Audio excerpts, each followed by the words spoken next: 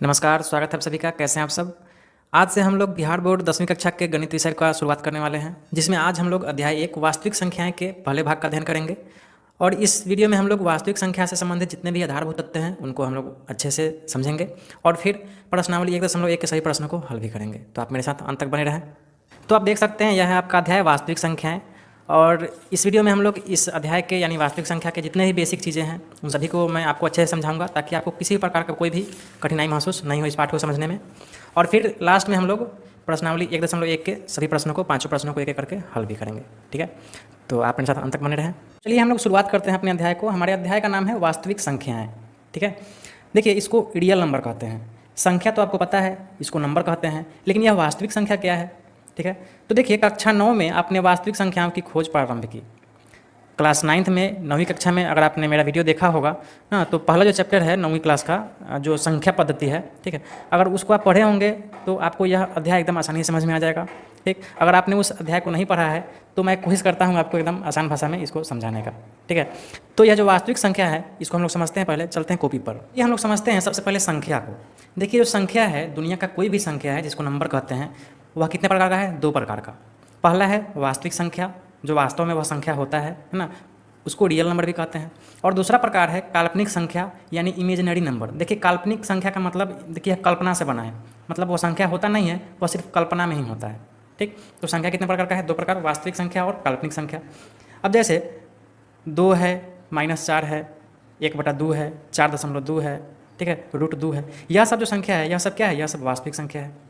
ठीक, इसका कुछ मान है, निकाल सकते हैं। लेकिन काल्पनिक संख्या जो है आप इसका सिर्फ कल्पना ही कर सकते हैं, या इसका मान आप नहीं निकाल सकते हैं। जैसे देखिए -4 का अंडर रूट, ठीक, आप इसका मान नहीं निकाल सकते हैं। क्यों नहीं निकाल सकते हैं? तो देखिए 4 का अंडर रूट तो होता है क्या? 2। ठीक, क्योंकि 2 × 2 करेंगे तो क्या हो जाएगा? 4 हो जाएगा। ठीक, या अगर आप -2 कहेंगे तो भी सही है, क्योंकि -2 × -2 ये भी 4 हो जाएगा। यानी 4 का अंडर रूट 2 भी हो सकता है, -2 भी हो सकता है। लेकिन अगर -4 का वर्गमूल अगर आपको कह दिया जाए निकालने के लिए, तो आप इसका वर्गमूल नहीं निकाल सकते हैं, क्योंकि होता ही नहीं है। आप अगर 2 करेंगे तो 2 का वर्ग क्या हो जाता है? 4 हो जाता है। अगर आप -2 करेंगे तो भी -2 × -2 क्या हो जाएगा? +4 हो जाएगा। -4 आएगा ही नहीं। ठीक, तो -4 का वर्गमूल आप नहीं निकाल सकते हैं। ठीक, इसका आप सिर्फ कल्पना कर सकते हैं इसके मान का। ठीक है, तो यह जो काल्पनिक संख्या है इसको हम लोग को अभी नहीं पढ़ना है, आगे कक्षा में आपको पढ़ना होगा। ठीक है, अभी आपको इस पर नहीं दिमाग लगाना है। अभी जो आपको पढ़ना है वह सिर्फ इस वास्तविक संख्या के बारे में पढ़ना है, यही आपके चैप्टर का भी नाम है। ठीक है, अब चलिए हम लोग चलते हैं आगे। यह जो वास्तविक संख्या है यानी रियल नंबर, यह 2 भागों में है। ठीक है, पहला है परिमेय संख्या जिसको रेशनल नंबर कहते हैं, और दूसरा है अपरिमेय संख्या जिसको इरेशनल नंबर कहते हैं। ठीक है, परिमेय संख्या और अपरिमेय संख्या मिलकर क्या बना है? वास्तविक संख्या। ठीक, और वास्तविक संख्या और काल्पनिक संख्या मिलकर बना है कुल संख्या। ठीक है, कोई दिक्कत नहीं यहाँ पे। अब देखिए यह जो परिमेय संख्या है यानी रेशनल नंबर, पहले इसको समझ लेते हैं हम लोग, उसके बाद हम लोग समझेंगे यह अपरिमेय संख्या क्या है यानी इरेशनल नंबर क्या है। ठीक, तो देखिए यह जो परिमेय संख्या है यानी रेशनल नंबर, यह 4 तरह के संख्याओं से मिलकर बना है। ठीक है, वह कौन कौन सा संख्या है? यह जो चारों संख्या है, यह है पहला है प्राकृत संख्या यानी नेचुरल नंबर, पूर्ण संख्या यानी होल नंबर, पूर्णांक यानी इंटीजर्स, और भिन्न संख्या यानी फ्रैक्शनल नंबर। ठीक है, अब देखिए अगर आप 9th क्लास वाला वीडियो मेरा देखे होंगे, पहला चैप्टर संख्या पद्धति का, तो उसमें यह सब चीज़ों को मैंने अच्छे से विस्तार में आपको समझा दिया है, इसका डेफिनेशन सहित लिखवा दिया है। ठीक है, इसको फिर से हम लोग एक बार समझ लेते हैं। यह जो पहला प्राकृत संख्या है जिसको नेचुरल नंबर कहते हैं, यह गिनती की संख्या है। जैसे देखिए 1 है, 2 है, 3 है, 4 है, 5 है, आप अनंत तक चले जाएंगे। यह क्या है? यह प्राकृत संख्या है। ठीक है, आप गिनती की संख्या है। जैसे आप किसी चीज़ को गिनते हैं, जैसे आप 5 आदमी हैं, पाँचों आदमी एक दूसरे को गिनिएगा, तो आप 0 से थोड़ी शुरू कीजिएगा, आप 1 से शुरू कीजिएगा। 1 2 3 4 5। ठीक है, तो उसी को हम लोग क्या कहते हैं? प्राकृत संख्या कहते हैं, यानी जो प्रकृति में विद्यमान है वह प्राकृत संख्या है। ठीक, अच्छा अब चलते हैं हम, अगर आप इसका परिभाषा लिखना चाहते हैं तो लिख ले प्राकृत संख्या। 1 से लेकर अनंत तक की गिनती की संख्याओं को प्राकृत संख्या कहते हैं। ठीक है, आप इसको कॉपी में लिख सकते हैं। उदाहरण में आप यह लिख सकते हैं 1 2 3 4 5 अनंत तक। अगला है आपका पूर्ण संख्या जिसको इंग्लिश में कहते हैं होल नंबर। ठीक है, यह होल नंबर यानी पूर्ण संख्या क्या है? तो देखिए आप यह जो प्राकृत संख्या है इसमें सिर्फ आप शून्य मिला देंगे। ठीक है, तो अब यह क्या हो गया? अब यह हो गया पूर्ण संख्या। ठीक है, यानी 0 से लेकर अनंत तक की गिनती की संख्याओं को पूर्ण संख्या कहते हैं। आप लिख सकते हैं इतना परिभाषा में। ठीक, उदाहरण में आप लिख सकते हैं 0 1 2 3 4 5 अनंत तक। अब देखिए अगला है 3 नंबर पूर्णांक, इसको इंटीजर्स कहते हैं। यह पूर्णांक क्या है? ठीक, तो देखिए देखिए 0 से लेके 1 2 3 4 5 यह तो धनात्मक संख्या हो गया, ठीक। अच्छा, इसके पीछे जस्ट उलट क्या आप लिखेंगे तो यह -1 -2, ठीक है, -3 -4, ठीक, -5, इस तरह से अनंत तक जाएगा। कहने का मतलब है, अगर आप संख्या रेखा पढ़े होंगे 9th क्लास में, हम पढ़ा दिए हुए थे पहले चैप्टर में, तो संख्या रेखा में शून्य बीच में होता है और इधर धनात्मक संख्या होता है और इधर ऋणात्मक संख्या, ठीक। तो धनात्मक, ऋणात्मक और शून्य, इन सभी संख्याओं को मिला के हम क्या कहते हैं, पूर्णांक कहते हैं, इसको इंटीजर्स कहते हैं, ठीक है। पूर्णांक क्या है आपको समझ में आ गया, धनात्मक ऋणात्मक सभी संख्याओं का योग क्या है, पूर्णांक है। संख्या रेखा पर सभी धनात्मक और ऋणात्मक संख्या क्या कहलाती है, पूर्णांक कहलाते हैं। अब अगला है आपका भिन्न संख्या। तो भिन्न संख्या के बारे में समझाने की कोई ज़रूरत है नहीं, आप तो जानते ही हैं, कोई भी संख्या जो बटा में है वह क्या है, भिन्न है, ठीक है। 1/2, 4/5, ठीक है, 1.2 दशमलव हट जाएगा तो क्या हो जाएगा, बटा 10 हो जाएगा, ठीक। तो यह सब क्या है, यह सब भिन्न संख्या है। और यही चारों को जब आप मिला देंगे तो यही चारों क्या बन जाता है, यह बन जाता है प्राकृत संख्या, यह परिमेय संख्या, ठीक है। इसी चारों को आप मिला देंगे तो यह क्या बन जाता है, परिमेय संख्या यानी रेशनल नंबर, ठीक है। तो चलिए यहाँ तक तो हमको आशा है आपको अच्छे से समझ में आ गया होगा। अब अगर हम परिमेय संख्या और अपरिमेय संख्या की परिभाषा की बात करें तो आप परिभाषा भी यहाँ से लिख सकते हैं। पहले आप समझ लीजिए, वैसी संख्या देखिए जो P/Q के रूप में लिखा जा सके, जहाँ P और Q पूर्णांक हो, ठीक है। कोई भी संख्या जिसको आप P/Q के रूप में अगर आप लिख सकते हैं तो वह संख्या क्या है, परिमेय संख्या है, ठीक है।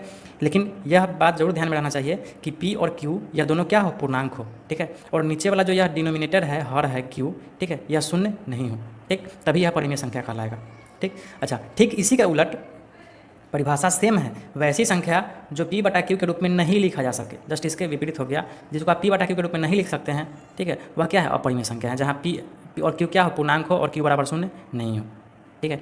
तो परिभाषा आपको यहाँ से समझ में आ गया।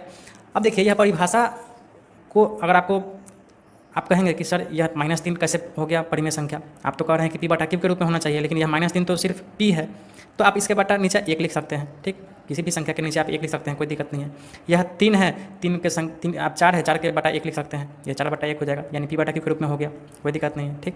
तो कोई भी परिमेय संख्या जो होगा वह P/Q के रूप में होगा, ठीक है। और P और Q क्या होगा, पूर्णांक होगा, और नीचे Q बराबर शून्य नहीं होगा, ठीक है। यहाँ तक कोई दिक्कत नहीं है। अब देखिए, एक और परिभाषा है इसका, इसको भी आप लिख सकते हैं। अब चलिए, इसका जो अगला जो परिभाषा है परिमेय संख्या का, यह है परिमेय संख्याओं का दशमलव प्रसार या तो शांत होता है या अनवसानी आवर्ती होता है। दशमलव प्रसार यानी 9th क्लास के फर्स्ट चैप्टर वाले वीडियो में आप वीडियो अगर देखे होंगे तो आपको उसमें हम बता दिए थे अच्छे से दशमलव प्रसार के बारे में, कौन सा शांत है, कौन सा आवर्ती है, अनवसानी आवर्ती है, कौन सा कैसा है, ठीक है। फिर से आप एक बार समझ लीजिए, परिमेय संख्याओं का जो दशमलव प्रसार होता है वह कैसा होता है, शांत, या तो शांत होता है, नहीं तो अनवसानी आवर्ती होता है, ठीक। यह शांत क्या है, यह अनवसानी आवर्ती क्या है, इसको समझ लेते हैं। तो देखिए, शांत को पहले समझ लेते हैं। जैसे आप अगर 1/2 करेंगे, 1 में आप 2 से भाग देंगे तो क्या आएगा, 0.5 आ जाएगा, ठीक। 5 के बाद कुछ आएगा, नहीं आएगा, ठीक। तो यह क्या हो गया, यह शांत हो गया, ठीक। उसी प्रकार देखिए, आप अगर 7 में आप 8 से भागा देंगे तो क्या होगा, 0.875 यहाँ पर आके रुक जाएगा, ठीक। जब रुक गया इसका मतलब क्या हो गया, यह शांत हो गया, ठीक है। तो इस तरह के भाग को हम लोग दशमलव प्रसार को क्या कहते हैं, शांत कहते हैं, ठीक। और एक होता है अनवसानी आवर्ती, यह अनवसानी आवर्ती क्या है, ठीक है। तो आप अगर 11 में 7 से भाग देंगे तो क्या होगा, आप भाग दे के देखिए क्या आ रहा है। तो देखिए, अगर आप 11 में 7 से भाग देंगे तो आपको आएगा 1.571428, 571428, 571428, ठीक।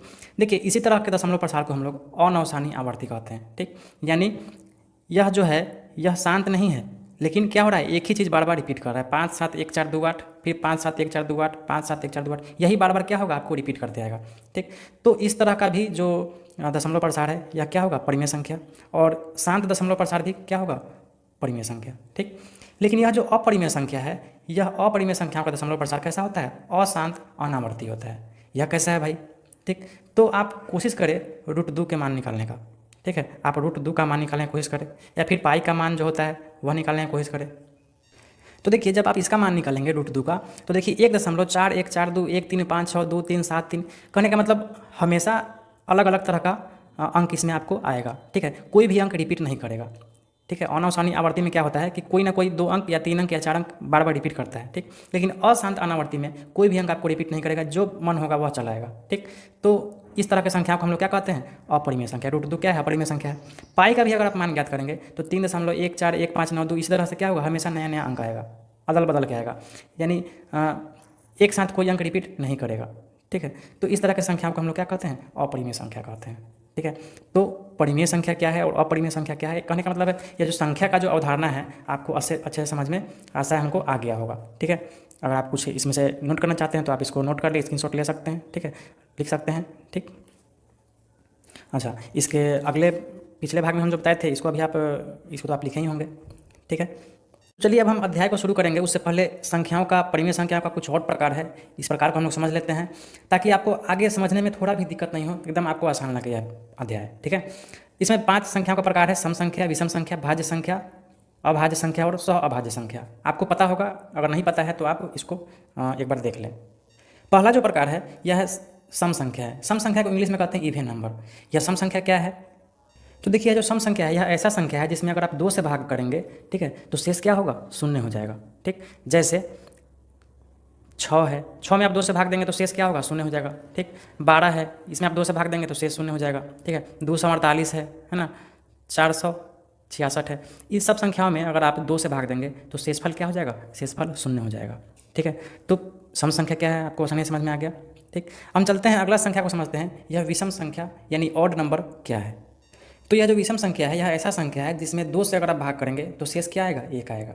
जैसे 3 है ना, 9 है, 17 है, 19 है, ठीक, 5,981 है।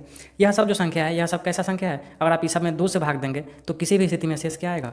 1 आएगा। ठीक, अच्छा, इसका एक और आप आसानी से इसका परिभाषा बना सकते हैं कि ऐसा संख्या जिसके अंत में 0, 2, 4, 6, 8 रहे वह क्या कहलाता है? सम संख्या, इवन नंबर। और ऐसा संख्या जिसके लास्ट में 1, 3, 5, 7, 9 रहे, ऐसा संख्या क्या कहलाता है? विषम संख्या कहलाता है। ठीक, यह संख्या जिसके लास्ट में रहे सम संख्या है, और यह संख्या जिसके लास्ट में रहे, ठीक है, यानी इकाई स्थान पर रहे, वह क्या है? विषम संख्या है। ठीक, तो सम संख्या, विषम संख्या समझ में आ गया होगा आपको, कोई दिक्कत नहीं है इसमें। अब हमारा अगला जो प्रकार है वह है भाज्य संख्या। ठीक है, इस भाज्य संख्या को हम लोग कंपोजिट नंबर कहते हैं। या कंपोजिट नंबर क्या है इसको भी हम लोग समझ लेते हैं। इसके परिभाषा में आप लिख सकते हैं कि ऐसा संख्या जो एक तथा अपने आप के अलावा किसी अन्य संख्या से भी विभाजित हो जाए। ठीक है, यानी ऐसा संख्या जो जिसका गुणनखंड 1 हो और वह संख्या खुद हो और उसके अलावा भी उसका कोई गुणनखंड हो। जैसे देखिए, यह संख्या 6 है, यह 1 से भी लगेगा, 6 से भी लगेगा, 3 से भी लगेगा और 2 से भी लग जाएगा, 2 से भी भाग हो जाएगा। ठीक, या फिर देखिए 12 है, यह जो संख्या है यह 1 से भी लग जाएगा, 12 से भी लग जाएगा, ठीक, 2 से भी लग जाएगा, 4 से भी लग जाएगा, 3 से भी लग जाएगा, भाग हो जाएगा, विभाजित हो जाएगा। ठीक, तो इस तरह का जो संख्या है यह कैसा संख्या है? यह भाज्य संख्या है। ठीक, लेकिन इसी के उलट अभाज्य संख्या यानी ऐसा संख्या जो अपने आप और 1 के अलावा किसी दूसरे से नहीं लगे। जैसे 3 है ना, इसके अलावा 11 है, ठीक, 19 है, इसके अलावा 29 है। यह जो संख्या है देखिए, यह 1 से भाग लग सकता है 29 में 29 से भाग लग सकता है, लेकिन इसके अलावा और किसी दूसरे संख्या से इसमें भाग आप नहीं दे सकते हैं, यह विभाजित नहीं हो पाएगा। ठीक उसी प्रकार 19 भी यह 1 से और अपने आप से ही विभाजित होगा, दूसरे से नहीं होगा। ठीक उसी प्रकार 11 भी है ना, यह अपने आप से विभाजित होगा और 1 से विभाजित होगा। ठीक है, तो इसके परिभाषा में आप लिख सकते हैं, क्या लिखेंगे कि ऐसा संख्या जो सिर्फ 1 तथा अपने आप से ही विभाजित हो सके वह क्या है? वह अभाज्य संख्या यानी प्राइम नंबर है। ठीक, तो भाज्य संख्या कंपोजिट नंबर और अभाज्य संख्या यानी प्राइम नंबर क्या है आपको अच्छे समझ में आ गया होगा। ठीक, यहाँ तक कोई दिक्कत नहीं है। अब चलिए हम आगे चलते हैं। अगला है हमारा सह अभाज्य संख्या यानी को प्राइम नंबर क्या है। तो देखिए, यह जो सह अभाज्य संख्या है यह ऐसे 2 संख्याओं का जोड़ा है जिसका महत्तम यानी HCF क्या हो? महत्तम यानी HCF, महत्तम निकालना आपको आता होगा है ना, HCF इसको इंग्लिश में करते हैं। ऐसे 2 संख्याओं का जोड़ा जिसका महत्तम यानी HCF क्या हो? 1 हो। ठीक, देखिए अभाज्य संख्या तो आप पढ़े ही हैं, जो 1 और सिर्फ अपने आप के अलावा किसी दूसरे से नहीं लगे, विभाजित नहीं हो। सह अभाज्य संख्या जो है यह 2 अभाज्य संख्याओं का जोड़ा है। ठीक, यानी 2 ऐसा संख्या जो एक दूसरे से नहीं कटे। ठीक है, एक संख्या 1 के अलावा और किसी दूसरे से नहीं कटे। जैसे 3 और 5 का जोड़ा, यह क्या है? यह सह अभाज्य संख्या है। ठीक, या फिर 9, 11, यह क्या है? यह को प्राइम नंबर यानी सह अभाज्य संख्या है। ठीक, एक दूसरे इसका महत्तम अगर आप निकालेंगे तो 1 ही आएगा किसी भी स्थिति में। ठीक, 12, 19 इसका महत्तम आप निकालेंगे तो क्या आएगा? 1 ही आएगा। ठीक है, तो इस तरह की संख्याओं को हम लोग क्या कहते हैं? सह अभाज्य यानी को प्राइम नंबर। ठीक, अगर आप इस 5 तरह की संख्या को अच्छे से समझ लिए हैं तो अब आगे आपको दिक्कत ज़्यादा नहीं होने वाला है। ठीक है, इसको आप अपने कॉपी में लिख सकते हैं। हम चलते हैं आगे। तो चलिए अब हम आ जाते हैं अपने अध्याय पे। अब हम बेसिक चीज़ों को समझ चुके हैं, अब हम अध्याय को स्टार्ट करते हैं। ठीक है, इस लेसन में आपको जानना क्या है? तो देखिए, यूक्लिड विभाजन एल्गोरिथम। ठीक, यूक्लिड्स डिवीजन एल्गोरिथम, इसी को आपको जानना है इस अध्याय में। यूक्लिड एक वैज्ञानिक का नाम था। विभाजन यानी डिवीजन यानी भाग, आप जानते हैं भाग बनाते हैं आप। और एल्गोरिथम यानी इसका टेक्निक जो है या क्या एल्गोरिथम है। ठीक। अच्छा, यूक्लिड विभाजन एल्गोरिथम का हमको करना क्या है, ठीक है। तो इसके नीचे भी आपको दिया है कि इसका प्रयोग यूक्लिड विभाजन एल्गोरिथम का प्रयोग आपको मुख्यतः इसका प्रयोग किस में करना है, दो धनात्मक पूर्णांकों के महत्तम समापवर्तक यानी HCF परिकलित करने में। ठीक, देखिए आप HCF यानी महत्तम निकालना आप सीखे होंगे अपने विद्यालय में, अपने ट्यूशन में, कहीं पे आप तो जानते ही होंगे महत्तम कैसे निकाला जाता है। ठीक, आज हम लोग क्या करेंगे, इस यूक्लिड विभाजन एल्गोरिथम के द्वारा क्या करेंगे, किसी दो धनात्मक पूर्णांक का महत्तम निकालेंगे यानी HCF निकालना सीखेंगे। एकदम आसान चीज़ है, इसको आप बिल्कुल भी भारी नहीं समझे। सबसे पहले हम समझ लेते हैं यह HCF यानी महत्तम है क्या। ठीक है, आप जानते ही हैं लेकिन फिर भी हम आपको समझा दे रहे हैं, एक बार सब देख लीजिए। तो देखिए यह है महत्तम, जिसको हम क्या कहते हैं, HCF। ठीक है, महत्तम को यानी महत्तम समापवर्तक होता है और HCF का फुल फॉर्म होता है हाईएस्ट कॉमन फैक्टर। ठीक, देखिए HCF महत्तम आप बनाए होंगे, बचपन में आप बनाते आ रहे होंगे, तो दो तरीका से यह बनता है, आपको पता ही होगा। वह दोनों तरीका क्या है, तो पहला है गुणनखंड विधि और दूसरा है भाग विधि। इसको हम लोग फैक्टर मेथड कहते हैं, फैक्टराइजेशन। ठीक है, और इसको हम लोग डिवाइड करते हैं, डिवाइड करके बनाते हैं। ठीक है, डिवीजन मेथड से बनाते हैं। अब जैसे मान लीजिए कोई दो संख्या है, 4 है और 18 है, इस दोनों का आपको क्या करना है, HCF निकालना है। तो आप क्या करते थे ना, गुणनखंड विधि में आप क्या करते थे, 4 और 18 का गुणनखंड निकालते थे, यानी 4 और 18 का फैक्टर। 4 का फैक्टर क्या होगा गुणनखंड, 2 गुने 2। ठीक, और 18 का फैक्टर यानी गुणनखंड क्या होगा, 3 तिहाई 9 दूना 18। ठीक है, यही होगा। ठीक, अच्छा, हाईएस्ट कॉमन फैक्टर का मतलब क्या होता है, ऐसा फैक्टर, ज़्यादा से ज़्यादा फैक्टर जो दोनों में समान हो, दोनों में कॉमन हो। तो देखिए 2 इसमें भी है और 2 इसमें भी है। ठीक, बाकी कोई चीज़ इसमें है लेकिन इसमें नहीं है, इसमें है लेकिन इसमें नहीं है। ठीक, तो हाईएस्ट कॉमन फैक्टर जो है इसका क्या है, 2 है। ठीक, तो इस तरह से इसका HCF यानी महत्तम क्या हो जाता था, 2। आंसर हम लोग निकाल लेते थे आसानी से। ठीक, उसी तरह भाग विधि के द्वारा भी हम लोग क्या करते थे, जैसे 4 और 18 का निकालना है तो हम लोग छोटा वाला संख्या से भाग देते थे बड़ा वाला संख्या में। ठीक, 4 चौका 16। ठीक, ऊपर से आ गया 2, नहीं कटा। ठीक, अब जब नहीं कटा तो फिर क्या करते थे, इसी शेष से भाग देते थे इसमें 4 में। ठीक है, अब क्या होता था, 2 दूना 4। जब तक नहीं कटता था तब तक हम क्या करते थे, इसी प्रक्रिया को दोहराते जाते थे। लेकिन देखिए 4 फिर आ गया, 2 दूना 4, अब यह कट के 0 हो गया। तो यह जो आया आपका, यह क्या हो गया, यह HCF हो गया आपका। कितना आया, 2। ठीक है, तो दोनों विधि से हम लोग क्या करते थे, HCF निकालते थे। ठीक, तो ये HCF क्या है आपको समझ में आ गया। आज हम लोग क्या करेंगे इस अध्याय में, यह जो HCF है यह किस विधि से निकालेंगे, यूक्लिड्स डिवीजन मेथड से। ठीक है, तो यही है आपका टॉपिक नंबर 1.2 आपकी किताब में, क्या नाम है, यूक्लिड विभाजन प्रमेयिका यानी यूक्लिड्स डिवीजन एल्गोरिथम। ठीक है, अच्छा, अगले पन्ने भी आप देखेंगे यूक्लिड विभाजन प्रमेयिका। ठीक है, यह प्रमेय 1.1 है। यह क्या कह रहा है, आप इसको जरा ध्यान से देखेंगे, लिख भी लेंगे कि दो धनात्मक पूर्णांक A और B दिए रहने पर ऐसी अद्वितीय पूर्ण संख्याएं Q और R विद्यमान है कि A बराबर BQ प्लस R है, जहां R जो है यह R 0 के बराबर है या 0 से बड़ा हो सकता है, और यह जो B, यह B से क्या होगा, छोटा होगा। ठीक है, यह आपको पढ़ के समझ में नहीं आया। ठीक, लेकिन इसको हम थोड़ा आसानी करते हैं, चलते हैं हम कॉपी पर, यह क्या है इसको हम लोग समझते हैं। देखिए आप भाग बनाते होइएगा, भाग को इंग्लिश में क्या कहते हैं, डिवीजन कहते हैं। ठीक, अब जैसे मान लीजिए कोई भाग है, ठीक है, वह भाग है 9/2, यानी 9 में आपको 2 से भाग देना है। तो आप इसको कैसे बनाते थे, पहले 2 को भाग देते हैं कितना में, आप 9 में। ठीक, तो क्या होता है, 2 चौका 8, यह ऊपर से घटे कितना आता है, 1। आप भाग इस तरह से बनाते हैं। ठीक, जब आप इसी तरह से भाग बनाते हैं तो यह जो नीचे उतरा यह क्या है, यह जो इधर आया यह क्या है, और यह जो इधर था यह क्या है, और जिसमें आप भाग दिए हैं यह क्या है। ये चारों का नाम आपको पता है, नहीं पता है तो आप लिख लें।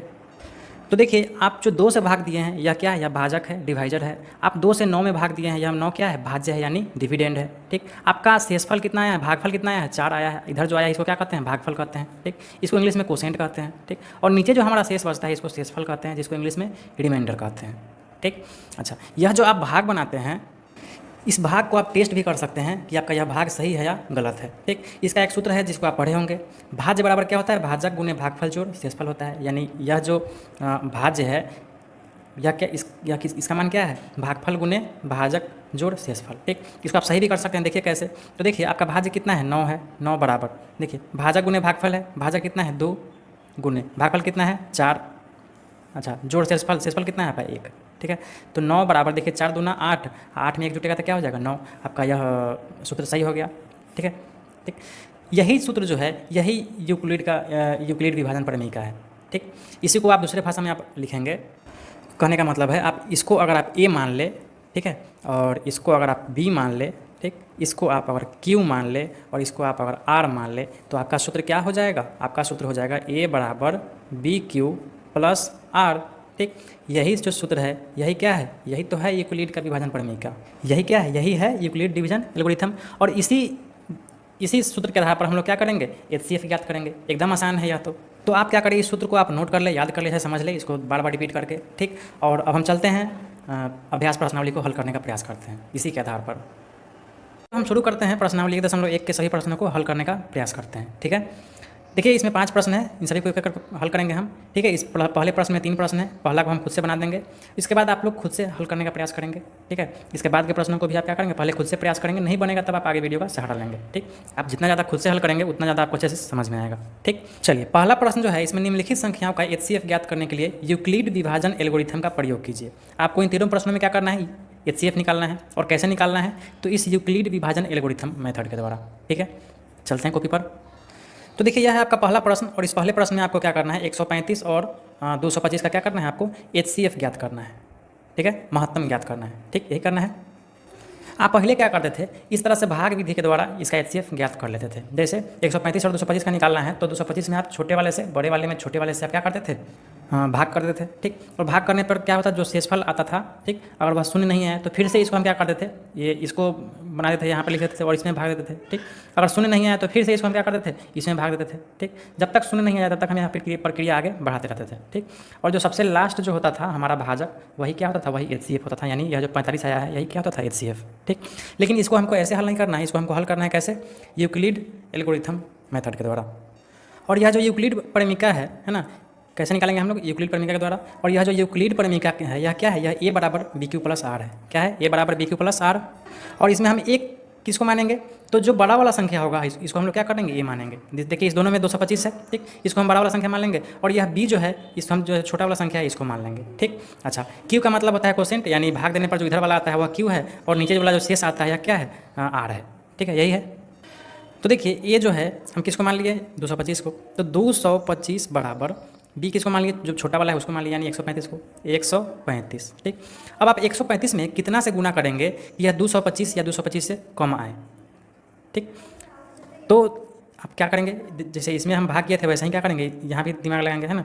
तो 1 से हम करेंगे, यहाँ 1 से किए थे। ठीक, तो कितना आया था हमको, शेष 90 शेष आया था। तो 135 में जब आप 1 से गुना करेंगे तो आपको शेष कितना आएगा, 90। तो यह जो R है इसको हम यहाँ पे 90 लिख देंगे। ठीक है, तो इस सूत्र पर यह बैठ गया आपका 225 बराबर 135 गुने 1 जोड़ 90। ठीक, अब देखिए सेम टू सेम यही फार्मूला है। ठीक, बस हमारा स्टाइल बदल गया है। आप पहले भाग विधि से बनाते थे, अब इसी का नाम हो गया यूक्लिड परिमिका। है कुछ भी नहीं है, यह भागे विधि जो आप बनाते थे, लेकिन इसी का नाम पलट गया यहाँ पे। ठीक है, और आपको लग रहा है कि बाप रे कितना बड़ा चीज़ है, एकदम हल्का है। अब आपको यही प्रक्रिया तब तक आगे ले जाना है जब तक यह यहाँ पे शून्य नहीं हो जा रहा है। ठीक, अब हम क्या करेंगे, देखिए यहाँ 90 आ गया था, फिर हम क्या किए हैं, इसको फिर हम 135 में फिर भाग दे दिए हैं। ठीक, तो फिर अब हम वही करेंगे, अब हम इस 135 को अब यहाँ ले आएंगे। ठीक, अच्छा, यह जो 90 शेष आया है इसको हम B के पास ले आएंगे। ठीक, 90। अब देखिए इसमें हम कितना से गुना करें कि 135 से कम है, तो फिर से आपको 1 से गुना करना पड़ेगा। देखिए आप 1 से गुना किए हैं ना, 90 का ही 90। ठीक, तो आपको शेषफल कितना है, 45 प्लस 45 कर देंगे। ठीक, यही प्रक्रिया आगे चल रहा है। अभी भी यह शून्य नहीं है। ठीक, फिर हम क्या करेंगे, फिर हम इस 90 को यहाँ ले आएंगे। ठीक, बराबर, और इस 45 को फिर B की जगह पर ले आएंगे, 45 गुने। अब हम 45 में कितना से गुना करें कि यह 90 या 90 के बराबर आ जाए, या 90 से छोटा है, तो 45 दूना 90। ठीक, 45 दूना 90 आ गया। अब हमारा शेष कितना होगा, शून्य होगा। देखिए अब हमारा जब शेष शून्य हो गया, ठीक है, तो अब जो हमारा भाजक होगा यानी यह 45, ठीक है, यही क्या होगा, यही होगा HCF। ठीक है, एकदम आसान है, इसी को लिख देंगे हम। लिखेंगे कि चूंकि शेषफल शून्य हो गया है ना, शून्य हो गया, और भाजक 45 है, भाजक कितना है, 45 है, अतः यह जो HCF है, HCF यानी महत्तम किसका किसका, 135 और 225 का, यह कितना होगा, यह होगा 45 यानी 45। ठीक है, इसी तरह से हम इसको बनाएंगे। एकदम आसान तरीका है ना। आप जो पहले भाग विधि से बनाते थे सेम टू सेम वही चीज़ है, बस हमारा लिखने का अंदाज बदल गया है, तो इसका नाम हो गया यूक्लिड परिमिका। ठीक है, तो देखिए इस पहले प्रश्न में आपने पहले प्रश्न को तो हल कर लिया, अब हम इस दोनों प्रश्न को हल कर लेते हैं, 196 और 38,220, और तीसरे में है 867 और 255। ठीक है, इस दोनों का HCF निकाल लेते हैं हम लोग। तो देखिए ये जो दूसरा प्रश्न है 196 और 38,220 में यूक्लिड परिमिका के द्वारा, क्या है यूक्लिड परिमिका, एक A बराबर BQ प्लस R। ठीक, हम क्या करते हैं, इसमें जो सबसे बड़ा वाला होता है इसको ए कर लेते हैं 38,220, और बी के स्थान पर छोटा वाला रख लेते हैं, और इसमें ऐसा संख्या से गुना करते हैं, ठीक है, ऐसा संख्या से गुना करते हैं कि हमको इतना आए या इतना से कम आए, ठीक। तो हम जब 195 से गुना किए हैं तो यह क्या आ गया है, 38,220 यहाँ आ गया है, यानी शेषफल क्या हो गया हमारा, शून्य आ गया। तो जब शेषफल शून्य आ गया, ठीक है, तो हमारा जो HCF है वह क्या हो जाएगा, वह भाजक हो जाएगा, यानी 196 हो जाएगा, ठीक। लिखेंगे कि चूंकि शेषफल शून्य हो गया, ठीक, और भाजक शून्य जब शेषफल हुआ है तो भाजक कितना था, 196 है, ठीक। अतः HCF, इसका HCF क्या हो जाएगा, 196, ठीक है, आंसर हो गया, ठीक। ठीक इसी प्रकार इस प्रश्न में भी, तीसरे प्रश्न में भी यूक्लिड परिमेयिका के द्वारा a बराबर BQ प्लस R तो है ही, a को क्या मानेंगे, बड़ा वाला 867, ठीक, और b क्या है हमारा, छोटा वाला 255। इसमें ऐसा संख्या से गुना करेंगे कि 867 आए या इससे कम आए, ठीक। तो 3 से गुना किए हैं तो हमारा शेषफल कितना है, 102, ठीक। अब फिर हम क्या करेंगे, इसको इधर कर देंगे, 102 को b की जगह पर रख देंगे, ठीक। अब हम इस 102 में इस संख्या से गुना करेंगे कि 225 आए या इससे कम आए, ठीक है, तो 2 से गुना करेंगे तो 51 शेषफल आएगा, ठीक है। तो अब हम क्या करेंगे, इस 102 को यहाँ ले आएंगे और 51 को b की जगह पर ले आएंगे, ठीक। अब हमको क्या करना है, 102 में 102 यहाँ आ गया तो इस 51 में ऐसा संख्या से गुना करना है कि 102 आए या इससे कम आए, ठीक। तो जब हम 2 से गुना किए हैं तो 102 आ गया है, यानी शेषफल हमारा कितना आ गया, शून्य, ठीक। ठीक उसी प्रकार चूँकि शेषफल बराबर शून्य आ गया, अतः HCF बराबर क्या हो जाएगा, जब शून्य आ गया शेषफल तो HCF हमारा यही भाजक हो जाएगा, यानी 51 हो जाएगा, ठीक। तो इस तरह से हम क्या करेंगे, इसको हल करेंगे, ठीक। एकदम आसान प्रश्न था। हम चलते हैं अगले प्रश्न की तरफ। अब देखिए हमारा अगला जो प्रश्न है 2 नंबर, यह क्या कह रहा है कि दर्शाइए कि कोई भी धनात्मक विषम पूर्णांक 6Q + 1, 6Q + 3 या 6Q + 5 के रूप में होता है जहाँ Q कोई पूर्णांक है, ठीक है। तो हम चलते हैं कॉपी पर, देखते हैं कैसे बनेगा यहाँ। आपको दर्शाना क्या है, आपको दर्शाना यही है कि कोई भी धनात्मक विषम पूर्णांक जो है वह किसके रूप में होता है, 6Q + 1 के रूप में, या 6Q + 3 के रूप में, या 6Q + 5 के रूप में होता है, ठीक। तो कैसे दर्शाएंगे, तो देखिए सबसे पहले आप थोड़ा सा इसको सोचेंगे, दिमाग लगाएंगे, ठीक, और कोई एक पूर्णांक आप मान लेंगे b, ठीक है। आपको तो पता ही है यूक्लिड परिमेयिका के द्वारा, यूक्लिड विभाजन परिमेयिका जो है वह क्या है, a बराबर BQ + R, ठीक है। और यह जो सूत्र है इसी में आपको क्या करना है, यह जो b है इसका मान आपको 6 मान लेना है, ठीक। इसका मान क्या करना है, आपको 6 मान लेना है, तब आपको जो यह प्रश्न है यह आसानी से एकदम बन जाएगा, ठीक है। माना कि b बराबर 6 कोई धनात्मक पूर्णांक है, ठीक। जब b बराबर 6 कोई धनात्मक पूर्णांक आप मान लिए तो यह जो वैल्यू है, यानी b का जो वैल्यू है 6, अगर आप इसको इस प्रमेय में डालेंगे, ठीक है, तो क्या हो जाएगा, यह हो जाएगा a बराबर 6Q + R, ठीक है। b के जगह पर 6 मान रख देंगे तो क्या हो जाएगा, a बराबर 6Q + R। अच्छा, आपको यह चीज़ तो पता है कि यह जो शेष है r, यह हमेशा इस संख्या से क्या होता है, छोटा होता है। यहाँ जो संख्या है b, इस b संख्या से हमेशा यह जो r है शेषफल यह छोटा होता है, ठीक। तो यहाँ r बराबर 0 भी हो सकता है, 1 भी हो सकता है, 2 हो सकता है, 3 भी हो सकता है, 4 भी हो सकता है, 5 भी हो सकता है, 6 तो नहीं हो सकता है ना, 7 नहीं हो सकता है, क्योंकि यह सब इसके बराबर या इससे बराबर बड़ा हो जाएगा, ठीक। तो r बराबर यही 6 में से कोई एक हो सकता है, ठीक। तो यहाँ पे क्या होगा, यह जो a का मान है इस r के अलग अलग मान पे अलग अलग हो जाएगा, ठीक। अब जैसे आप r का मान अगर आप 0 ले लेंगे, ठीक है, तो आपका a का मान क्या हो जाएगा, 6Q हो जाएगा, ठीक। अच्छा, अगर आप r का मान 1 ले लेंगे तो क्या हो जाएगा, आपका मान a बराबर हो जाएगा 6Q + 1 हो जाएगा, ठीक। अच्छा, अगर आप r का मान 2 ले लेंगे तो आपका a का मान हो जाएगा 6Q + 2। अगर आप r का मान 3 ले लेंगे तो आपका हो जाएगा a बराबर 6Q + 3, ठीक। उसी प्रकार 6Q + 4 और 6Q + 5, इस तरह से अलग अलग मान निकल जाएगा, ठीक। अगर आप 1 लिए हैं r बराबर तो 6Q + 1, 2 लिए हैं तो 6Q + 2, 3 लिए हैं तो 6Q + 3, और 4 लिए हैं तो 6Q + 4, और 5 लिए हैं तो 6Q + 5, यही हो सकता है, ठीक। अब देखिए यह जो 6Q है यह, ठीक, और 6Q + 2 यह, और 6Q + 4 यह तीनों संख्या जो है यह क्या है, यह इवन नंबर है, यानी सम संख्या है।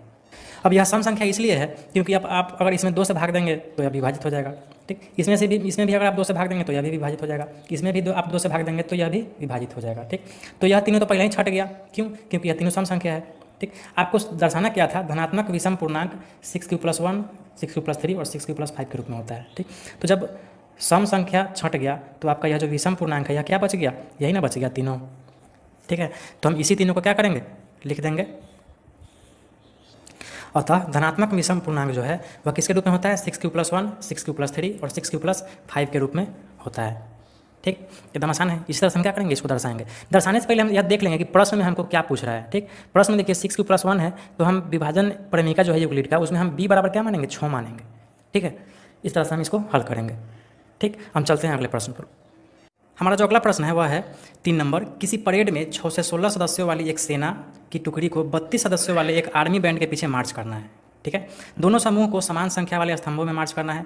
उन स्तंभों की संख्या क्या है जिसमें वे मार्च कर सकते हैं। सबसे पहले तो यह प्रश्न आपको हमको लगता है समझ में नहीं आया होगा, इसको आप अच्छे से समझें। देखिए, इसको हम थोड़ा आपको हम आसान कर दिए हैं समझने के लिए।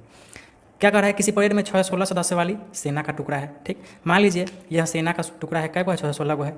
उसको इस तरह से खड़ा होना है सजा के, देखिए 1 2 3 4 5 5 5 5 इस तरह से सेना को खड़ा होना है। देखिए हम अपना मन से बना दिए हैं। ठीक है, यह 6 से 16 को है नहीं, इसको बनाने हल करने पता चलेगा यह कितना का होगा। ठीक, यानी सेना को इसी तरह से समान स्तंभ में खड़ा होना है। ठीक, सेना का सदस्य कितना है, 6 से 16 को। अच्छा, जस्ट सेना के पीछे बैंड वाले को भी खड़ा होना है, जिसका कई को सदस्य है, 32 को सदस्य। ठीक है, तो 32 को सदस्य वाला जो बैंड का पार्टी है ना, इसको सेना के ही जस्ट पीछे खड़ा होकर साथ में मार्च करना है। और इस तरह से मार्च करना है कि सेना का स्तंभ और बैंड का स्तंभ एक स्तंभ में यह मार्च करे। ठीक है, तो यह जो स्तंभ का संख्या है वह कितना होगा, इसमें तो 5 है ना, हम अपने से बनाए हैं, लेकिन सही में जब इसको हम हल करेंगे तो यह कितना होगा, क्योंकि सेना का संख्या है 6 से 16 को और बैंड का संख्या है 32 को। तो इसको हम हल करते हैं कॉपी पर। तो देखिए, प्रश्न में सेना जो है 6 से 16 को है और बैंड है 32 को। ठीक, और दोनों समूहों को यानी सेना को और बैंड को समान संख्या वाले स्तंभ में मार्च करने हेतु अधिकतम स्तंभों की संख्या ज्ञात करना है आपको। तो इसके लिए आपको क्या करना पड़ेगा, HCF ज्ञात करना पड़ेगा, महत्तम ज्ञात करना पड़ेगा। तभी आपको मालूम चलेगा कि एक समान स्तंभ में कितना स्तंभ होगा जो यह दोनों फिट हो जाएगा एकदम। ठीक, तो HCF ज्ञात करने के लिए हम क्या करेंगे, यूक्लिड विभाजन प्रमेयिका का उपयोग करेंगे, है ना। यूक्लिड विभाजन प्रमेयिका द्वारा A बराबर BQ प्लस R होता है। हम A किसको मान लेंगे, जो बड़ा वाला है यानी 6 से 16 को। B किसको मान लेंगे, छोटा वाला। ठीक, अब हम इसमें 32 में कितना से गुना करें कि 6 से 16 या इससे कम आए। तो देखिए, अगर आप 32 में 19 से गुना करेंगे, ठीक है, तो यह हो जाएगा 6 से 16 से कम आएगा। आपको शेषफल जो है वह बच जाएगा 8। ठीक, अब आप क्या करेंगे, इस 32 को इधर लाएंगे। ठीक है, 32 बराबर, और इस 8 को B की जगह पर लाएंगे। ठीक, अब 8 आप कितना से गुना करेंगे कि ये 32 या 32 से कम है, 8 चौका 32 हो गया। ठीक, आपका शेषफल क्या हो गया, 0 हो गया। तो शेषफल यहाँ क्या करेंगे, हम 0 कर देंगे। जब शेषफल 0 हो गया तो हमारा जो भाजक है वही क्या हो जाता है, HCF हो जाता है। ठीक, अतः HCF बराबर क्या हो गया, 8 हो गया। ठीक, यानी जब आपका HCF 8 हो गया, दोनों समूहों को समान संख्या वाले स्तंभों में मार्च करने हैं तो अधिकतम स्तंभों की संख्या क्या हो जाएगा, 8 हो जाएगा। ठीक, कहने का मतलब अभी जो हम आपको बताए हैं कि इस तरह से आर्मी को क्या करना है, मार्च करना है। ठीक, यानी एक समान स्तंभ में रहना है। आर्मी का संख्या ज़्यादा है और बैंड का संख्या कम है, 32 को है, तो एक समान में करने के लिए हमको कई स्तंभ बनाना होगा, कितना है आपका HCF 8, यानी 8 को स्तंभ में यह मार्च करेगा। 1 2 3 4 5, एक और 7 6 7 8, इस तरह से 8 स्तंभ में अगर मार्च करेगा तो एक लगेगा कि हाँ एक स्तंभ में यह सेना और बैंड दोनों क्या हो जाएगा, फिट बैठ जाएगा। ठीक, तो यही आपको हल करना था। आशा आपको समझ में आ गया होगा, एकदम आसान प्रश्न था। चलते हैं हम अगले प्रश्न पर। अगला प्रश्न है 4 नंबर, यूक्लिड विभाजन प्रमेयिका का प्रयोग करके दर्शाइए कि किसी धनात्मक पूर्णांक का वर्ग किसी पूर्णांक m के लिए 3m या 3m+1 के रूप में होता है। ठीक, किसी भी धनात्मक पूर्णांक का वर्ग, ठीक है, धनात्मक पूर्णांक का वर्ग किसके रूप में होता है, 3m या 3m+1 के रूप में होता है। ठीक है, चलते हैं कॉपी पर। आपको दर्शाना यही है कि किसी धनात्मक पूर्णांक का वर्ग किसी पूर्णांक m के लिए क्या है, 3m या 3m+1 के रूप में होता है। ठीक, और देखिए आपको यूक्लिड विभाजन प्रमेयिका तो आपको पता ही है क्या है, A बराबर BQ प्लस R। ठीक, तो देखिए इसको दर्शाने के लिए हम लोग क्या करेंगे, कोई पूर्णांक मान लेंगे A, ठीक है, और B किसको मानेंगे, तो देखिए यहाँ 3m और 3m+1 के रूप में आपको दर्शाना है, तो हम लोग B को 3 मान लेंगे। ठीक है, आपका प्रश्न आसानी से हल हो जाएगा। तो हम यहाँ पे लिखेंगे कि माना कि A कोई धनात्मक पूर्णांक है, ठीक है, एक कोई धनात्मक पूर्णांक मान लेंगे और B बराबर क्या है, 3 है। ठीक, अब देखिए आपका यूक्लिड विभाजन प्रमेयिका क्या है, A बराबर BQ प्लस R। ठीक है, तो इसी के रूप में हम यहाँ पे जो अभी हम माने हैं इसको हम लिख देंगे, यानी A बराबर BQ, B क्या मान लिए हम, 3 मान लिए हैं, तो क्या हो जाएगा 3Q प्लस R। ठीक, अब देखिए यह तो यूक्लिड विभाजन प्रमेयिका के आधार पर हम तो इसको बैठा दिए। यह जो R है, यह R क्या हो सकता है, देखिए यह जो R है यह जब भी होगा तो इस 3 से छोटा ही होगा। ठीक, तो इस 3 से जब छोटा होगा तो यह R 0 भी हो सकता है, 1 भी हो सकता है और 2 भी हो सकता है, 3 तो नहीं होगा। ठीक, तो R बराबर 1 0 हो सकता है, 1 हो सकता है और 2 भी हो सकता है। अब देखिए यहाँ पे 3 कंडीशन हो सकता है। अगर R बराबर 0 लेते हैं तो आपका A बराबर क्या हो जाएगा, 3Q, R 0 हो जाएगा। अगर R बराबर 1 लेते हैं, ठीक, तो A बराबर हो जाएगा 3Q प्लस 1। ठीक, अच्छा अगर R बराबर आप 2, यह 1 है, ठीक है, अगर R बराबर आप 2 लेते हैं, ठीक, तो A बराबर क्या हो जाएगा, 3Q प्लस 2। ठीक, अब देखिए आपको क्या कह रहा है कि धनात्मक पूर्णांक का वर्ग किसी पूर्णांक m के लिए 3m+3 या 3m+1 के बराबर होता है। ठीक, कहने का मतलब आपको वर्ग करना है। ए बराबर 3q है और अगर आप ए स्क्वायर कर देंगे, ठीक है, ए स्क्वायर कर देंगे तो यह क्या हो जाएगा, यह हो जाएगा 3q का स्क्वायर हो जाएगा। ठीक, 3q का स्क्वायर क्या हो जाएगा, 3 तिहाई 9q स्क्वायर, यही होगा। अब देखिए यह जो 9q स्क्वायर आया, ठीक है, इसमें अगर आप 3q स्क्वायर को आप m मान लेते हैं, माना कि 3q स्क्वायर बराबर m, ठीक है, अगर आप 3q स्क्वायर को m मान लेंगे, ठीक है, तो यह 3m बच जाएगा, ठीक है, क्योंकि यह 3 गुने 3 बराबर 9 होता है ना। यह जो 9q स्क्वायर है आप इसको क्या लिख सकते हैं, 3 गुने 3q स्क्वायर, ठीक, और चूंकि आप 3q स्क्वायर को m मान लिए तो यह किसके रूप में हो गया, यह हो गया 3m के रूप में, ठीक, 3m के रूप में हो गया यह a। अच्छा, ठीक उसी प्रकार अगर r 1 है तो a बराबर 3q + 1 हो जाएगा, ठीक। अच्छा, a स्क्वायर बराबर क्या हो जाएगा, 3q + 1 का होल स्क्वायर हो जाएगा, ठीक। अच्छा, इसका a + b का होल स्क्वायर क्या होता है, a square + 2ab + b square होता है, यानी 9q square a square + 2ab यानी 6q + b स्क्वायर यानी 1 का 1 ही रह जाएगा, यही होगा, ठीक। अच्छा, इसमें आप क्या करें कि यहाँ पे 3q को आप अलग कर लें, ठीक है, 3q को आप अलग कर ले, नहीं q को नहीं, सिर्फ 3 को ही अलग करें, कॉमन ले लें, ठीक है, तो आपका क्या बच जाएगा, आपका बच जाएगा 3q स्क्वायर + 2q + 1, ठीक है। इसमें से अगर इस दोनों में से आप 3 कॉमन लेते हैं तो क्या बच जाएगा, 3q स्क्वायर + 2q + 1 बाहर बच ही गया, ठीक। अब चलिए, अब जैसे आप इसमें 3q को m मान लिए हैं, ठीक है, उसमें आप क्या करें, इसको m मान लें, यह जो संख्या है इसको क्या करें आप m मान लें, ठीक। तो जब आप इसको m मान लेंगे तो यह किस रूप में हो जाएगा, यह हो जाएगा 3m + 1 के रूप में हो जाएगा, ठीक है, आपको समझ में आ रहा होगा। चलिए अगला है, अगर r बराबर आप 2 लेते हैं, ठीक, तो a बराबर 3q + 2 हो जाएगा। अच्छा, ठीक उसी प्रकार a स्क्वायर बराबर क्या हो जाएगा, 3q + 2 का होल स्क्वायर हो जाएगा, ठीक। होल स्क्वायर जब करेंगे तो क्या होगा, a square + b square + 2ab + b square होगा, ठीक, यानी 3 तिहाई 9 a स्क्वायर 9q का स्क्वायर + 2ab यानी 3 दूना 6 दूना 12q + b स्क्वायर यानी 2 दूना 4, यही होगा।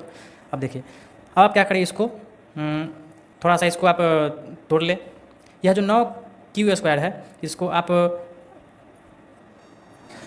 अभी आप उतना ही रहने दें, हम 4 को 3 में कर लेते हैं। देखिए 9q स्क्वायर + 12q + 3 + 1 कर देते हैं, यह जो 4 है इसको हम क्या किए हैं, 3 + 1 कर दिए हैं।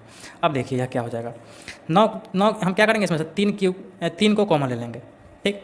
तो जब 3 कॉमन लेंगे तो क्या हो जाएगा, 3 तिहाई 9q स्क्वायर + 3 चौका 12q 4q हो जाएगा, ठीक, + 3 इकाई 3, बाद में हमारा क्या बच गया, 1 बच गया +1। इस तीनों में से हम क्या किए हैं, 3 को कॉमन ले लिए तो हमारा ये बच गया। अब फिर देखिए इसमें भी, अब फिर से इसमें यह जो आपको आया, अगर आप इसको आप क्या करते हैं, m मान लेते हैं, ठीक, यानी आप फिर से इसको क्या करते हैं, इस पूरे को m मान लेते हैं, तो फिर से यह जो आपका a है, a स्क्वायर यानी यह जो पूर्णांक का जो आप वर्ग किए हैं तो वह क्या आ गया, 3m + 1 के रूप में आ गया, ठीक। देखिए आप इसको क्या किए हैं, m मान लिए हैं, ठीक, तो यह आ गया आपका 3m के रूप में, इसको m मान लिए तो यह आ गया आपको 3m + 1 के रूप में, इसको आप m मान लिए तो यह क्या आ गया, यह भी 3m + 1 के रूप में। यानी किसी भी धनात्मक पूर्णांक का अगर आप वर्ग करेंगे तो यह या तो वह 3m के रूप में आएगा, ठीक है, और नहीं तो 3m + 1 के रूप में आएगा, ठीक है। जैसे आप देख रहे हैं या 3m के रूप में है, या 3m + 1 के रूप में, या 3m + 1 के रूप में है, ठीक है। तो लास्ट में आप लिख देंगे कि अतः किसी धनात्मक पूर्णांक का वर्ग किसी संख्या m के लिए 3m या 3m + 1 के रूप में होता है, ठीक है। आप देख लीजिए यहाँ पे 3m हो रहा है, नहीं तो 3m + 1 के रूप में हो रहा है, ठीक। तो इस तरह से हम क्या करेंगे, इसको दर्शाएंगे। आशा है आपको समझ में आ गया होगा, नहीं समझ में आया तो रिपीट करें, आपको समझ में आ जाएगा, एकदम आसान प्रश्न है यह, ठीक है। यह तीनों हम अलग अलग करके हम दर्शाए हैं, ठीक। हम पहले में क्या किए हैं, r बराबर 0 लेके देखें, r बराबर 1 लेके देखें और फिर r बराबर 2 लेके देखें, ठीक है। यह पहला कंडीशन है और यह दूसरा कंडीशन है और यह तीसरा कंडीशन है, और तीनों कंडीशन से हमको क्या आया है कि कोई भी धनात्मक पूर्णांक का वर्ग 3m या 3m + 1 या 3m + 1 के रूप में ही होता है, ठीक। तो चलिए अब हम इस प्रश्नावली के अंतिम प्रश्न को हल करते हैं। हमारा अंतिम प्रश्न है 5वें नंबर, यूक्लिड विभाजन परिमेयिका का प्रयोग करके दर्शाइए कि किसी धनात्मक पूर्णांक का घन 9m 9m + 1 या 9m + 8 के रूप में होता है। आपको क्या दर्शाना है कि किसी धनात्मक पूर्णांक का क्यूब घन इसी के रूप में होता है। चलते हैं कॉपी पर, हम प्रश्न को क्या करेंगे, अपने हिसाब से नोट कर लेंगे। किसी धनात्मक पूर्णांक का घन क्या होना चाहिए, 9m 9m + 1 या 9m + 8 के रूप में होना चाहिए, ये हमारा प्रश्न कह रहा है, ठीक है। अच्छा, यूक्लिड विभाजन परिमेयिका क्या है, a बराबर bq + r है, यह तो आपको पता ही है। तो इसी हिसाब से हम क्या करेंगे कि हम एक कोई पूर्णांक मान लेंगे, माना कि ये कोई पूर्णांक है और b बराबर 3 है, ठीक, इसी यूक्लिड परिमिका के हिसाब से इसको हम मानेंगे ताकि हमको हमारा प्रश्न जो है वो आसानी से हल हो जाए। अब जब आप एक पूर्णांक मानेंगे और b बराबर 3 मानेंगे तो यूक्लिड परिमिका के अनुसार a बराबर बी क्यूब प्लस आर जो है यह क्या हो जाएगा, यह हो जाएगा a बराबर b का कितना मान लिया 3 क्यूब प्लस आर। ठीक, अब देखिए यह जो r है यह 3 से हमेशा क्या होगा, छोटा होगा। ठीक, तो यहाँ पे तीनों कंडीशन आपका हो रहा है, r बराबर 0 भी हो सकता है, 1 भी हो सकता है और 2 भी हो सकता है, 3 तो नहीं होगा। ठीक, अब हम क्या करेंगे, इस तीनों कंडीशन को लेके उसका घन करके हम देखेंगे कि इतना आ रहा है कि नहीं। अच्छा, अगर r बराबर 0 है, ठीक, अगर आप 0 रखेंगे तो a बराबर क्या हो जाएगा 3 क्यू हो जाएगा। ठीक, जब a बराबर 3 क्यू हो जाएगा और आपको क्या करना है, इसका घन का आप ज्ञात करना है। ठीक, तो इसको आप जब घन करेंगे तो क्या होगा, a क्यू बराबर 3 क्यू का होल क्यूब हो जाएगा। ठीक, अच्छा, यह जो घन है 3 क्यू का होल क्यूब आप जब करेंगे तो यह क्या हो जाएगा 3 3 9 3 27 क्यू का घन हो जाएगा। ठीक, अच्छा, अगर आप इसमें से 9 कॉमन ले लेंगे, ठीक, तो यह क्या हो जाएगा 9 3 27 यानी 3 क्यू का होल क्यू हो जाएगा, यही होगा। ठीक, अच्छा, यह जो 9 बाहर आया है और 3 क्यू का होल क्यू जो आया है, ठीक, तो आप क्या करेंगे, इस 3 क्यू का होल क्यू को अगर आप m मान लेंगे, ठीक, आप जब खुद से बनाएंगे तो आप इसके नीचे विस्तार करके लिखेंगे कि माना कि 3 क्यू का होल क्यू बराबर m, तो यह जो संख्या a है, ठीक है, भले a क्यू है, यह बराबर क्या हो जाएगा, यह 9m के रूप में हो जाएगा। ठीक, अगर आप इस पूरे को m मान लेंगे, इस पूरे को m मान लेंगे तो यह संख्या 9m के रूप में नहीं हो गया। ठीक, यानी a क्यूब बराबर क्या हो गया 9m हो गया। अब हम क्या करेंगे, ठीक उसी प्रकार r बराबर 1 रख के देखेंगे कि अगर r बराबर 1 होगा तो क्या होगा। अब देखिए अगर r बराबर 1 मानेंगे तो a बराबर हो जाएगा 3 क्यू प्लस 1। ठीक, a क्यू बराबर जब आप इसको घन करेंगे तो यह क्या हो जाएगा, इसका घन हो जाएगा। अब देखिए a प्लस बी का होल क्यूब क्या होता है, आपको पता है, a प्लस बी का होल क्यूब होता है a cube plus b cube, a cube plus b cube plus 3ab into a plus B, यही होता है। अब आप क्या करें, इसी के सूत्र पर आप इसको तोड़ के इसका वैल्यू निकाल लें, तो जो आप निकालेंगे तो आपको इतना ही आएगा। ठीक है, कितना आएगा 27 क्यू का whole Q plus 1 plus 27 Q का whole square plus Q 9 Q. ठीक, अब हम क्या करेंगे, इस एक को साइड में कर लेंगे, ठीक है, और इस तीनों को एक तरफ कर लेंगे। देखिए हम क्या किए, इस एक को अलग कर दिए और बाकी इस तीनों को एक साथ लिख दिए। अब देखिए इस तीनों में से हम क्या करेंगे, 9 कॉमन है, हम 9 कॉमन निकाल देंगे। ठीक है, तो बराबर क्या हो जाएगा, जब इस तीनों में से आप 9 कॉमन निकालेंगे तो यह क्या हो जाएगा, यह हो जाएगा 9 3 27 क्यू का whole Q plus 9 3 27 Q square plus 9 Q plus 1। देखिए इसी रूप में हो गया। अब आप इस पूरे को अगर आप m मान लेंगे, ठीक है, तो यह भी आपका a क्यू बराबर किस रूप में हो गया 9m प्लस 1 के रूप में हो गया, 9m प्लस 1 के रूप में हो गया। ठीक है, और यहाँ यह 9m के रूप में आया था। ठीक, तो r बराबर 0 रखे हैं तो 9m के रूप में आ गया, r बराबर 1 रखे हैं तो यह 9m प्लस 1 के रूप में आ गया। हम r बराबर 2 रख के देखते हैं क्या होता है। तो अब देखिए अगर आप r बराबर 2 रखते हैं तो a बराबर आपका 3 क्यू प्लस 2 हो जाएगा, और इसका अगर आप घन करेंगे तो यह क्या हो जाएगा 3 क्यू प्लस 2 का होल क्यू, इसको जब आप तोड़ेंगे तो यह इतना ही आएगा। ठीक है, इसी सूत्र पर आप करके देख ले। ठीक, अच्छा, वीडियो थोड़ा ज़्यादा लंबा होने के चलते हम क्या करें, इसको थोड़ा शॉर्ट करने का प्रयास कर रहे हैं। अब चलिए इसको हम क्या करेंगे, इसमें से हम 9 कॉमन ले लेंगे। जब 9 कॉमन ले लेंगे तो यह क्या हो जाएगा 9 3 27 3 क्यू का होल क्यू प्लस 9 6 54 क्यू का स्क्वायर प्लस 9 चौका 36 क्यू, यही होगा प्लस 8। ठीक है, अब देखिए यह फिर से 9m प्लस 8 के रूप में आ गया। अगर आप इस पूरे को अगर आप m मान लेंगे, ठीक है, तो यह क्या हो जाएगा 9m प्लस 8 के रूप में हो गया। ठीक है, इसको आप विस्तार में लिखेंगे अपने कॉपी में जब आप बनाएंगे कि माना कि इतना बराबर m, अतः यह जो पूरा यह a क्यू बराबर क्या हो जाएगा 9m प्लस 8। ठीक, तो देखिए आप क्या किए हैं, r बराबर 0 लिए हैं तो 9m आ गया आपको, r बराबर 1 लिए हैं तो आपका आ रहा है 9m प्लस 1 के रूप में, r बराबर 2 लिए हैं तो आपका आ रहा है 9m प्लस 8 के रूप में। ठीक, आपको प्रश्न में क्या दर्शाना था कि कोई भी धनात्मक पूर्णांक का घन, ये देखिए ये धनात्मक पूर्णांक माने थे a, ठीक, इसका घन a क्यू है, इसका घन a क्यू बराबर क्या आ गया, a क्यू बराबर आ गया 9m, फिर इसका घन a क्यू बराबर कितना आ गया 9m प्लस 1, फिर इस धनात्मक पूर्णांक का घन a क्यू बराबर क्या आ गया 9m प्लस 8 के रूप में आ गया। ठीक, तो इसके नीचे हम लिख देंगे, हम क्या लिखेंगे कि अतः किसी धनात्मक पूर्णांक का घन 9m प्लस 1 या 9m प्लस 8 के रूप में ही होता है। ठीक है, एकदम आसान प्रश्न था, आशा है आपको समझ में आ गया होगा। समझ गए होंगे तो एकदम आसानी से बन जाएगा, नहीं समझे तो थोड़ा दिक्कत होगा। आप इसको अगर आपको नहीं समझ में आया तो दोबारा रिपीट करें, आपको एकदम आसानी से समझ में आ जाएगा। ठीक है, तो यह था आपका अंतिम प्रश्न। यह था आपका प्रश्नावली 1.1। इसको आपने अच्छे से हल किया, इसके सभी आधारभूत तथ्यों को आपने बेसिक चीज़ों को अच्छे से समझा। अगले वीडियो में हम क्या करेंगे, इसके अगले पार्ट का वीडियो लाएंगे जिसमें हम लोग प्रश्नावली 1.2 को हल करेंगे। ठीक है, तब तक आप इस वीडियो के द्वारा इसको हल करें और इसके जो भी बेसिक तथ्य बताए गए हैं आपको, आप उसको अच्छे से समझें और याद कर लें। ठीक है, यह बहुत ही महत्वपूर्ण ये वीडियो था आपके लिए। ठीक है, तो आपको यह वीडियो कैसा लगा आप हमें कमेंट करके ज़रूर बताएं। कुछ सुधार करने की आवश्यकता हो तो कृपया कमेंट करके ज़रूर बताएं। कुछ भी कहना चाहते हो तो कमेंट जरूर करें और कृपया वीडियो को लाइक करें, मेरे चैनल को सब्सक्राइब करें और अपने दोस्तों को ज़रूर से ज़रूर शेयर करें।